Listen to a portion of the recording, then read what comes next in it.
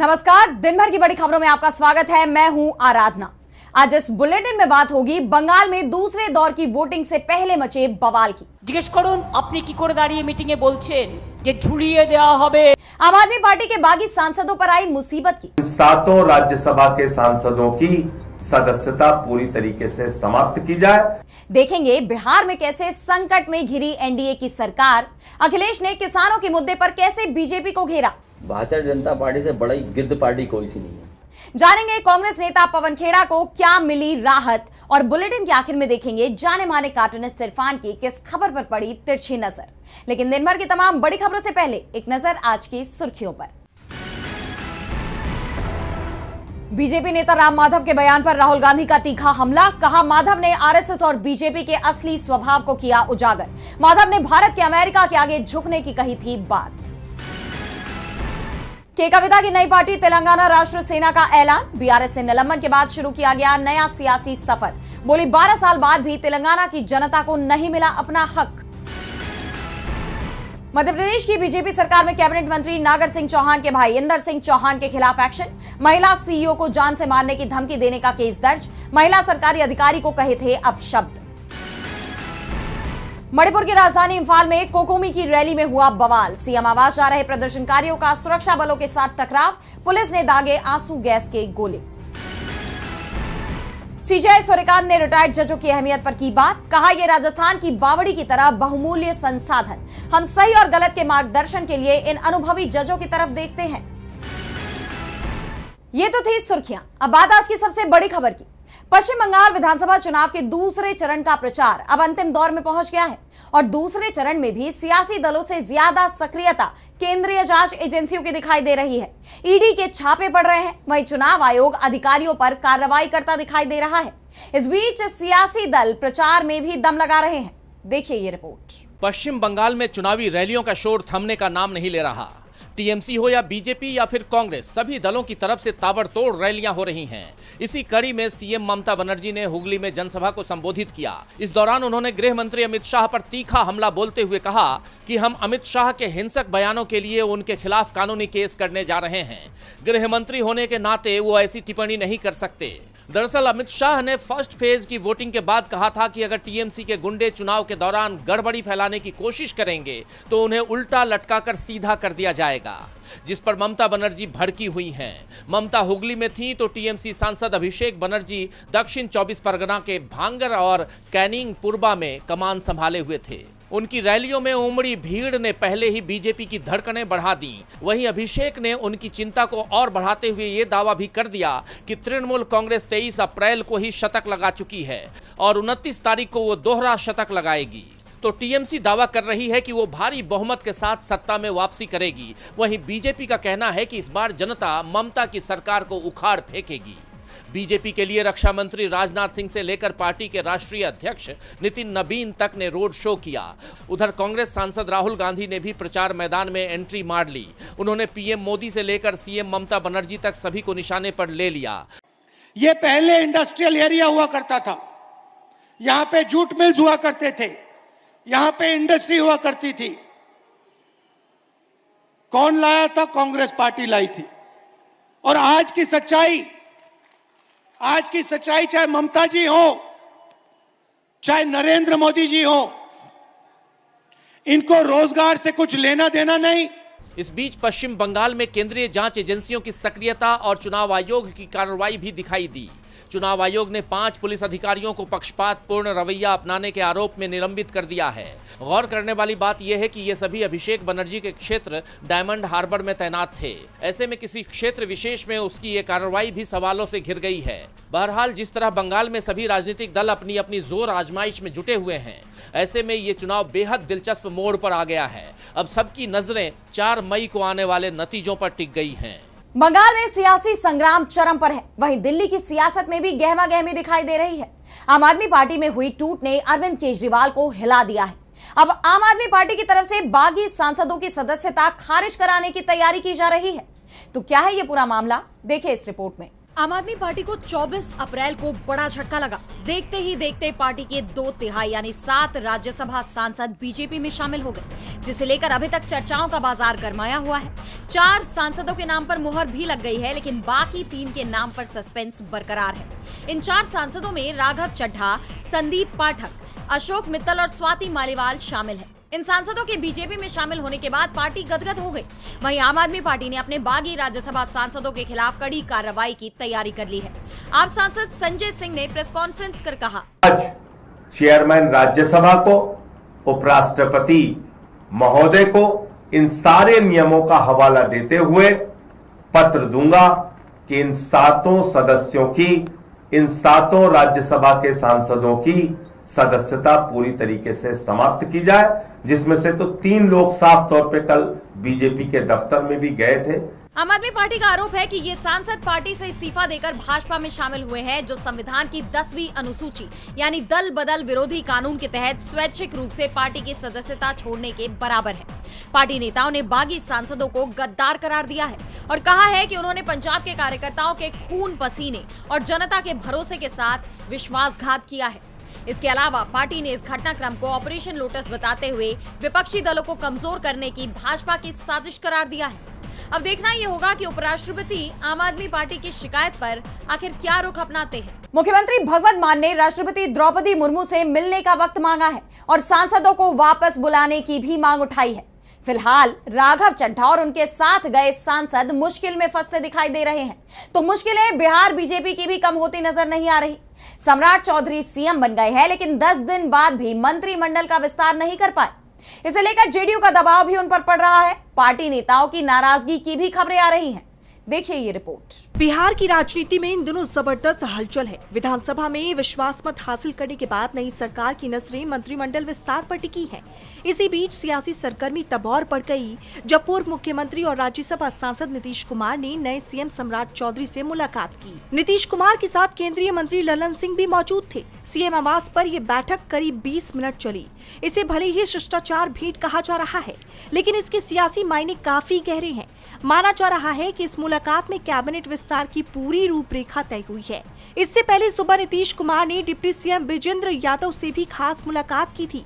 चर्चा है कि नई कैबिनेट में जातीय और क्षेत्रीय समीकरणों को साधा जाएगा। दूसरी तरफ कैबिनेट विस्तार से ठीक पहले पूर्व डिप्टी सीएम विजय कुमार सिन्हा उज्जैन पहुंच गए हैं। उन्होंने महाकालेश्वर मंदिर में भस्म आरती की। आपको बता दें, पिछली सरकार में सिन्हा डिप्टी सीएम थे, लेकिन इस बार उप मुख्यमंत्री के दोनों पद जेडीयू के खाते में गए हैं। ऐसे में उनकी इस तीर्थ यात्रा को उनके राजनीतिक भविष्य से जोड़कर देखा जा रहा है। संभावना है कि 10 मई तक मंत्रिमंडल का विस्तार हो सकता है। फिलहाल सरकार में सिर्फ सीएम सम्राट चौधरी और 2 डिप्टी सीएम शामिल हैं। जल्द ही नए चेहरों को शपथ दिलाई जाएगी, जिससे पहले ही राज्य में सियासी हलचल तेज हो गई है। सम्राट चौधरी की मुश्किलें कम होती नहीं दिख रही। वहीं यूपी में भी बीजेपी के सामने संकट खड़ा होता दिखाई दे रहा है। यूपी विधानसभा चुनावों में 1 साल से भी कम का वक्त बचा है और सपा चीफ अखिलेश यादव अभी से चुनावी मोड में आ गए हैं। उन्होंने चुनावी वादे भी शुरू कर दिए हैं। हर वर्ग की मदद का भरोसा दे रहे हैं और अब अखिलेश ने गन्ना किसानों के लिए बड़ा ऐलान किया है। तो क्या कुछ कहा है अखिलेश ने, देखिए इस रिपोर्ट में। 2027 में होने वाले विधानसभा चुनाव को लेकर सभी राजनीतिक दल तैयारियों में जुट गए हैं। बयानबाजी के साथ चुनावी वादों का दौर भी शुरू हो गया है। इसी कड़ी में सपा प्रमुख अखिलेश यादव ने प्रेस कॉन्फ्रेंस कर बीजेपी पर बड़ा हमला बोला है। उन्होंने कहा, भारतीय जनता पार्टी से बड़ी गिद्ध पार्टी कोई सी नहीं है। इसके अलावा अखिलेश यादव ने भारत और अमेरिका की डील को लेकर भी सवाल उठाए। उन्होंने कहा, और इधर अमेरिका से डील के बाद सुनने में आ रहा है कि बड़े पैमाने पे एग्रीकल्चर से जुड़े और एग्रीकल्चर प्रोडक्ट्स भी भारत में आ जाएंगे। अगर फीड आएगा, एग्रीकल्चर प्रोडक्ट्स आएंगे तो हमारा किसान संकट में चला जाएगा। और किसान हमारी अर्थव्यवस्था की नींव है। अगर नींव ही हिल जाएगी तो हमारी अर्थव्यवस्था और अर्थव्यवस्था से जुड़ा हुआ हमारा देश और प्रदेश की खुशहाली का आंकड़ा भी बदल जाएगा। अखिलेश यही नहीं रुके। उन्होंने बीजेपी पर किसानों के साथ धोखा करने का आरोप लगाते हुए आगे कहा कि गाजीपुर से गाजियाबाद तक यूपी में किसान हैं और बीजेपी सरकार ने आय दोगुनी की बात करी थी, लेकिन किसान को कुछ नहीं मिला। आंकड़ों के मुताबिक किसानों ने बड़ी संख्या में अपनी जान ले ली। जब हमारा खेत मुस्कुराएगा तो देश मुस्कुराएगा। हमारा किसान खुशहाल होगा तो हमारी अर्थव्यवस्था भी खुशहाल होगी। आए दिन हमारे किसानों को यह सामना करना पड़ता है कि उनका भुगतान नहीं हुआ है। ये सबसे बड़ा फैसला आज के दिन हम लोग लेना चाहते थे कि आने वाले समय में हमारी कोशिश होगी और हमारा विजन होगा कि 24 घंटे के अंदर किसानों का भुगतान हो जाए गन्ने का। वो इंतजाम हम लोग करने का फैसला ले रहे थे और ले रहे हैं आज। अखिलेश ने आगे कहा कि हम 15,000 करोड़ रुपए का किसान रिवॉल्विंग फंड बनाएंगे, जिससे किसान को भुगतान के लिए इंतजार नहीं करना पड़ेगा। पर्ची मिलते ही भुगतान हो जाएगा। बड़े पैमाने पर किसान कर्ज लेते हैं, ऐसे में कानून बनाकर उनका कर्ज माफ किया जाएगा। अखिलेश ने आरोप लगाया कि सपा सरकार में किसानों के लिए मिलने वाली सुविधाएं मौजूदा सरकार ने छीन ली। एक्सप्रेसवे पर मंडियां बनाना शुरू हो गई। कन्नौज में आलू के लिए जितनी मंडियां सपा सरकार में बनी, उससे आगे नहीं बढ़ सकी। सपा प्रमुख के इन आरोपों के बाद बीजेपी सख्ते में है। अब देखना यह होगा कि बीजेपी इन आरोपों पर सफाई में क्या कुछ कहती है। अखिलेश यादव बीजेपी की परेशानी बढ़ा रहे हैं, तो दूसरी तरफ चुनाव आयोग भी परेशानी में घिरता दिखाई दे रहा है। पूर्व मुख्य चुनाव आयुक्त ने ही वर्तमान में चुनाव आयोग की कार्यप्रणाली पर सवाल खड़े कर दिए हैं। पूछा है कि ज्ञानेश कुमार कर क्या रहे हैं, क्या ऐसे ही चुनाव कराए जाएंगे? तो क्या सवाल किए हैं पूर्व मुख्य चुनाव आयुक्त ने, जानने के लिए देखिए ये रिपोर्ट। सीनियर वकील और राज्यसभा सांसद कपिल सिब्बल ने हाल ही में पूर्व मुख्य चुनाव आयुक्त SY कुरैशी, कांग्रेस की नेता रेणुका चौधरी और राजनीतिक विश्लेषक योगेंद्र यादव से बातचीत की। इस बातचीत में भारतीय लोकतंत्र के मौजूदा हालात और चुनावी प्रक्रियाओं की पारदर्शिता पर गंभीर चिंता जताई गई। चर्चा का सबसे ज्वलंत मुद्दा लॉजिकल डिस्क्रिपेंसी के नाम पर लाखों वोटरों के नाम हटाया जाना रहा। कपिल सिब्बल और SY कुरैशी ने इस पर कड़ा एतराज जताते हुए इसे आर्टिफिशियल इंटेलिजेंस का गलत इस्तेमाल करार दिया। पूर्व मुख्य चुनाव आयुक्त SY कुरैशी ने साफ किया कि स्पेलिंग की मामूली गलतियों को आधार बनाकर वैध वोटरों को चुनावी प्रक्रिया से बाहर करना लोकतंत्र के लिए घातक है। SY कुरैशी ने चेतावनी भरे लहजे में कहा, भारत बांग्लादेश मॉडल की ओर बढ़ रहा है, जहां चुनाव आयोग जैसी संस्थाओं की विश्वसनीयता खत्म होने के बाद पूरा लोकतांत्रिक ढांचा चरमरा जाता है। भारत के चुनाव आयोग की पूरे विश्व में विश्वसनीयता थी, जो कि अब खत्म हो रही है। सोच रहे होगे? मेरे जो दुविधा है कि मैं न सिर्फ एक सिटीजन हूँ, बल्कि मैं ऐसे इंस्टीट्यूशन में रहा हूँ और जैसे कि रेणुका जी ने कहा कि इसकी रेपुटेशन वर्ल्ड वाइड थी, देश में इसकी इतनी ज़्यादा क्रेडिबिलिटी थी इस इंस्टीट्यूशन की कि इसे नंबर 1 पे थी। उस इमारत में 2-4 ईंटें मैंने भी लगाई थी। अब जब उस इमारत को मैं गिरता देख रहा हूँ तो मुझे तो आम सिटीजन से ज़्यादा तकलीफ होती है। एट द सेम टाइम मेरे लिए ऑकवर्डनेस है कि जी मैं अपने सक्सेसर को क्रिटिसाइज करूँ, वो भी भद्दा लगता है, लेकिन अगर मैं भी नहीं करूँगा तो फिर कौन करेगा? Somebody who knows the system, who has been... वहीं रेणुका चौधरी ने चुनाव आयोग पर सत्ताधारी दल के इशारे पर काम करने का आरोप लगाते हुए कहा कि आज जनता को अपने अधिकारों के लिए भिखारी बना दिया गया है। वहीं योगेंद्र यादव ने पश्चिम बंगाल के चुनावी परिदृश्य का विश्लेषण करते हुए 4D फॉर्मूला यानी डेस्परेशन, डिटेरियोरेशन, डिटरमाइंड ऑपोजिशन और डेमोग्राफिक प्रॉब्लम को समझाया। उन्होंने दावा किया कि वहां लगभग 27 लाख लोगों के नाम गलत तरीके से वोटर लिस्ट से हटाए गए हैं, जो चुनावी निष्पक्षता पर बड़ा सवालिया निशान लगाता है। पूरी चर्चा का सार ये रहा कि भारतीय लोकतंत्र इस वक्त एक बेहद चुनौतीपूर्ण दौर से गुजर रहा है। कपिल सिब्बल ने आखिर में जोर देकर कहा कि जब संवैधानिक संस्थाएं अपनी निष्पक्षता खोने लगे तो लोकतंत्र को बचाने की आखिरी जिम्मेदारी देश की जागरूक जनता पर आ जाती है। इस बातचीत की अब हर तरफ चर्चा हो रही है। चुनाव आयोग की भूमिका सवालों में है, तो सवालों में असम की बीजेपी सरकार भी है, जो विरोध बर्दाश्त नहीं कर पाती। असम में चुनाव के दौरान कांग्रेस प्रवक्ता पवन खेड़ा ने मुख्यमंत्री हिमंता बिस्वा शर्मा की पत्नी के 3 पासपोर्ट का मुद्दा उठाया था, जिसके बाद से ही खेड़ा की गिरफ्तारी की कोशिश में असम पुलिस जुट गई। लेकिन कांग्रेस ने भी साफ कर दिया है कि वो अपने नेता के साथ है। खेड़ा ने कुछ भी गलत नहीं कहा था। कांग्रेस नेता पवन खेड़ा कानूनी पछड़े में फंस गए हैं। मामला असम के सीएम हिमंता बिस्वा शर्मा की पत्नी रिनिकी भुइयां से जुड़े सनसनीखेज खुलासे का है। इस मामले में एक तरफ तेलंगाना हाई कोर्ट से उन्हें राहत मिली थी, तो वहीं गुवाहाटी हाई कोर्ट से उन्हें झटका लगा था। कोर्ट ने उनकी अग्रिम जमानत याचिका खारिज कर दी थी और उनसे पूछताछ के आदेश दे दिए थे। वहीं अब पूरा विपक्ष एकजुट होकर पवन खेड़ा के समर्थन में उतर आया है। पवन खेड़ा के बचाव में विपक्ष ने गुवाहाटी हाई कोर्ट के फैसले को सुप्रीम कोर्ट में चुनौती देने का फैसला लिया है। कांग्रेस महासचिव जयराम रमेश ने जानकारी दी।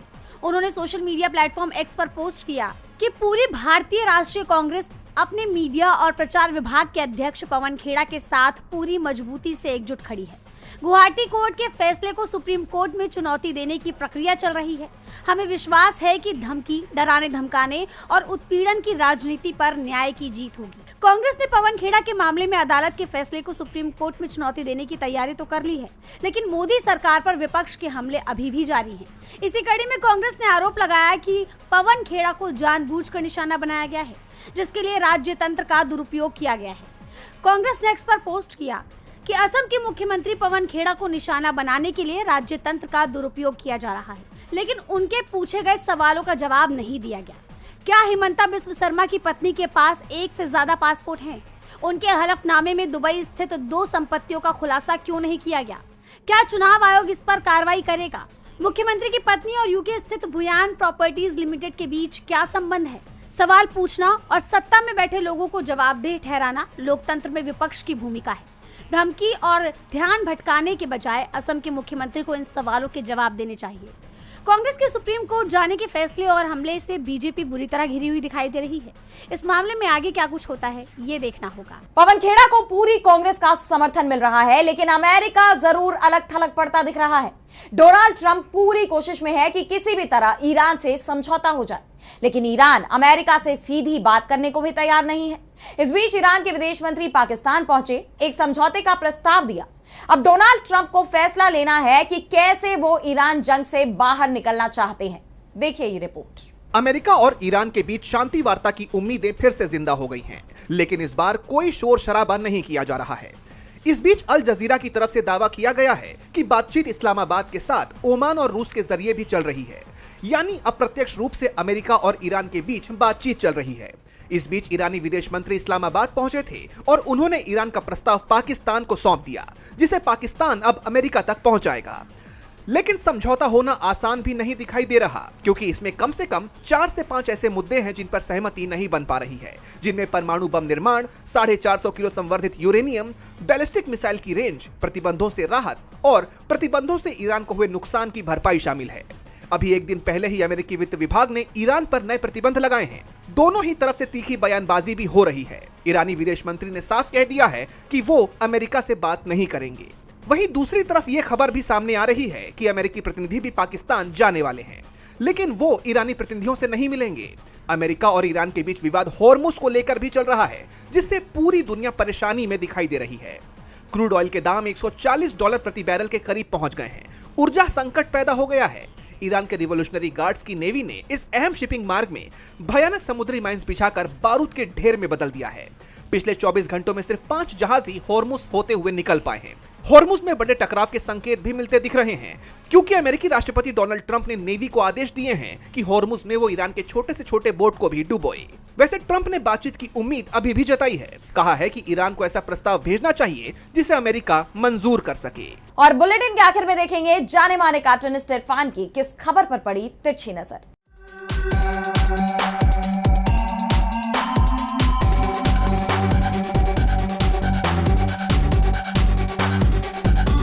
तिनका तिनका जोड़कर बनी हुई आम आदमी पार्टी की झाड़ू फिर से तिनका तिनका हो गई है। बहुत दुखद खबर है। इससे पहले महाराष्ट्र में, मध्य प्रदेश में और बिहार में सबने देखा है, बीजेपी हर पार्टी में अपने आत्मघाती दस्ते इसी तरह लगा के रखती है, जो समय आने पर ज़रूर फट जाते हैं। इस बार ये कांड आम आदमी पार्टी में हो गया। हालांकि इसकी तैयारी काफ़ी दिन पहले से हो रही थी। चाहे जो हो, चाहे जो पार्टी हो, उसमें ये काम ज़रूर ही होना होता है। इसी को तो कहते हैं मोदी है तो मुमकिन है।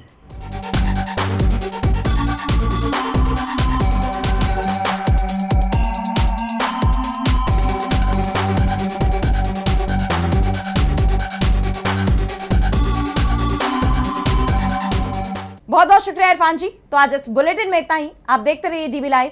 नमस्कार।